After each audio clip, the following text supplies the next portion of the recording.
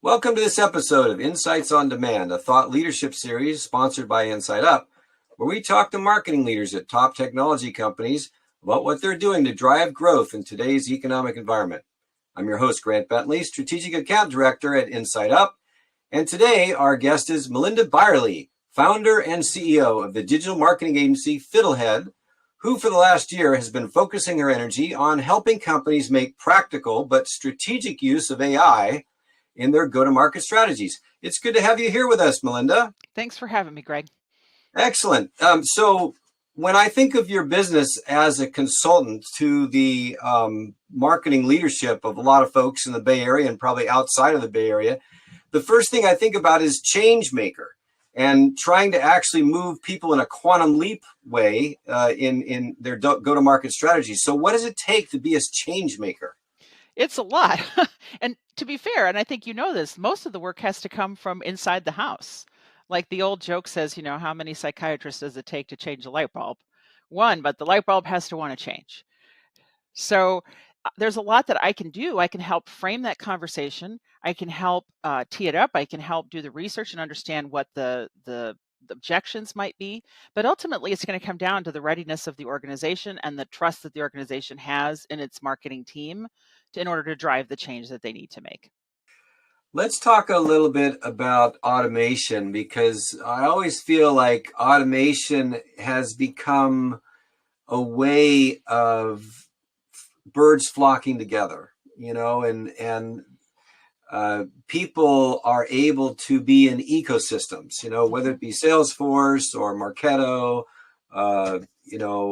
HubSpot. There's this ecosystem of knowledge and understanding, and then you've got this long tail of apps that kind of come into that. And of course, data is very much important and relevant in that discussion. But it seems like automation should not be the way in which you define your strategy. It should be a strategy that can be supported by automation. But it's so difficult and complicated to run a marketing automation system and to do outreach, both inbound and outbound capabilities without automation in place. So how do you work with clients to make sure they're not doing the cart before the horse? That's a great question. And it's $1 million question because it depends on your stage of growth. If you are a very early stage company, you're basically prematurely optimizing. And Paul Graham has a wonderful essay on that. You have to do things in a startup that don't scale. They're messy, they're ugly, you're working in an Excel spreadsheet because the tool is never the problem. And I apologize to your listeners who run B2B technology companies. I love your products. I'm a technology nerd and I love to use tech tools. But in the end, the tool is not the problem. It's always the process and the people. And the tool has to match that. And so I often say, wait as long as you can. Wait until you can almost not stand it anymore before you go, because the pain has to be so great that when you finally go to implement the product, it will be easier. And even still, it wasn't easy. I drink my own champagne, as it were. I did this in my own company. As we were growing, we did not have a project management tool. Like we didn't use Asana or anything. We were small, and then we started growing rapidly. And we had tested some out over the years, and they're complicated. You set up any of them, ClickUp, Asana, Zoho, you're changing anything about your process. So I had us hold off and hold off and hold off until it was obvious, so obvious that we were just in confusion and stuff was getting dropped. And even then, I tell you, it took over a year, and we were a small company. Tiny, 20 people, getting people to use ClickUp, getting it installed properly. And so if we had not had that sort of communal desire to make a change, people would have fought it, and they still fought it, even knowing that they wanted to do it. And so, I can rant on this for a second, again, with apologies to some of your listeners, but I do think vendors have oversold these solutions to CEOs as technology is the solution to a people problem. And I would say to the CEO, or the CMO, get the people and process aligned first, then look for the tool. This is really interesting. I don't mind drilling down a little bit myself, because what's been really fascinating about the last 5 to 10 years is this emergence of this big customer success function within the big vendor community. And I'm thinking to myself, customer success on the vendor side is not a substitute for customer success on the customer side. Right. Okay. Who are the people that are acting like customer success specialists on the customer side, right? Mhm. Because if you bring in this sort of technology because it hurts so much and everything, and then you basically throw young, entry level people in administrative roles that really don't have any authority or internal political capital to bring people in the adoption discussion, the customer success people at these companies are not going to really help because they're going to be talking to entry level people. That's right. I experienced this even early in my career as a young data analyst, as a marketing analytics person. And I'll pick on Omniture, now Adobe Analytics. They're lovely people, truly. Everybody that worked there is super kind. But I'd get on the phone. I'm an MBA in finance and I'm on the hook to get something done. And there's a fresh college grad who has never presented anything to an executive and I'm saying, okay, I need week over week. I need 6-week moving averages. This was 10 years ago now. I'm sure 20 years ago now. I'm sure all the products have all this now, but I'm saying this is what I need. And the person's staring at me like I don't understand like we're speaking two different languages. And so I feel that, and I think it's what they've done is they've just relabeled frontline customer support as customer success versus having, senior people or people at least with some mid-career experience that have sat in the chair. This has always been sort of why I like being a consultant, is because I've sat in the chair. Great. So independence first, and then knowledge and understanding second, right? I mean, it's not like there's a lot of companies that just hang their shingle on, okay, we're HubSpot certified, we're Marketo certified, we're Salesforce, totally in bed with them, blah, blah, blah. But really what you're saying is that the independence is to the client's benefit because back to our previous conversation is the most difficult part of any adoption curve is getting the automation to fit the need instead of Yeah. the other way around. I had a major unicorn. I can't name them, and I'm not being coy, but I literally cannot name them. You would know their name. They were a poster child for growth marketing, like on the cover of every magazine. And a very good friend of mine took a senior level role there, called me up and said, I can't believe it. They don't know where the traffic's coming from.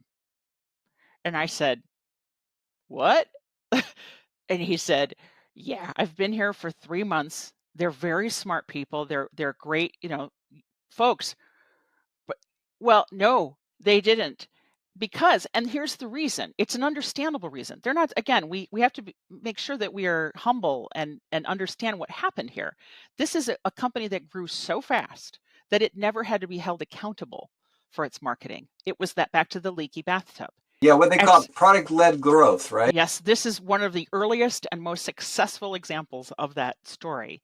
And so when the time came, they're a publicly traded company. They've got to be held accountable for what they spend. There's no infrastructure. They literally could not tell whether they had built all their own stuff, and they could not tell from their own stuff whether the customer was logged in or not. It was like that. And so I love those kinds of problems. I feel like I'm Winston Wolfe in Pulp Fiction. Like there's a dead body in the garage, and let's come in and fix it. So so if if your listeners are feeling like, oh, I'm the only one, you're not. I promise you, the big companies have just as many sort of bodies in the garage as you do, and fixing them is the only way we go forward.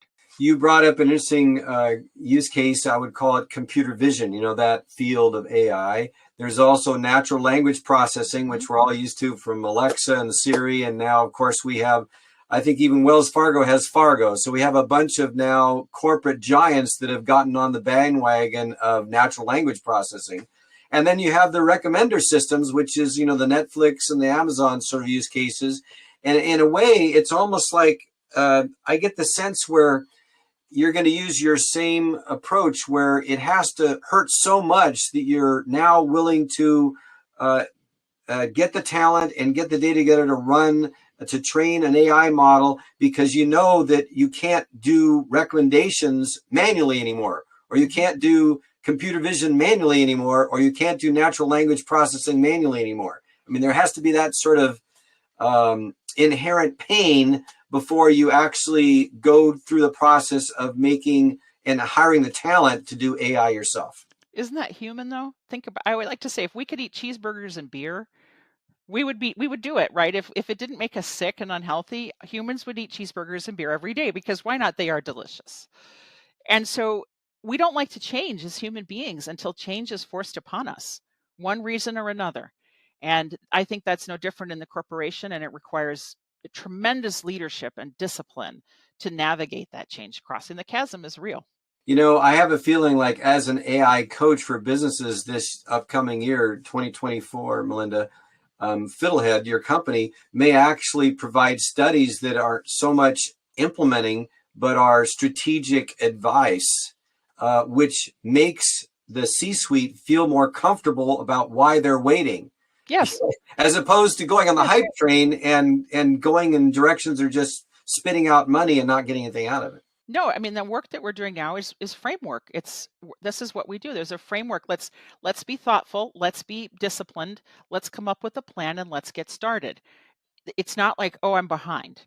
Literally, most of us couldn't do anything. Those of us who are not engineers couldn't do much until last November, till a year ago. There was nothing for us to. When clients started saying, we need you to help us start making sense of this in January, I went, but I'm not an engineer. I'm way late. And all of my engineering friends said, no, you're right on time. There was nothing for you to do before now. So I'm not saying that AI isn't a thing. No, it is. It will be probably the last biggest transformation of my lifetime. We've been through, I think, 4 of them up until now. I think this will probably be on a line with the internet itself in terms of its transformational power. But over what period of time is not clear, but it's definitely not 10 years. It's 3. And so it's coming. And that's the message I want to say is there's time. I love the quote from UCLA basketball coach John Wooden. He says, be quick, but don't hurry. So that's the plan. Well, if you want to get a 3-year AI usage plan together, maybe you should contact Fiddlehead and specifically Melinda Byerley, my guest today. I've really enjoyed our conversation, but thanks again and have a great 2024. Thank you, Grant. It was a pleasure to be here. Take care. Supercharge your sales pipeline with InsideUp. With our in-capture platform driven by Predictive AI and our expert team, we deliver pipeline to spend ratios exceeding 7x. Let us be your partner in achieving rapid pipeline growth. Visit www.insideup.com. Let us meet to schedule a meeting.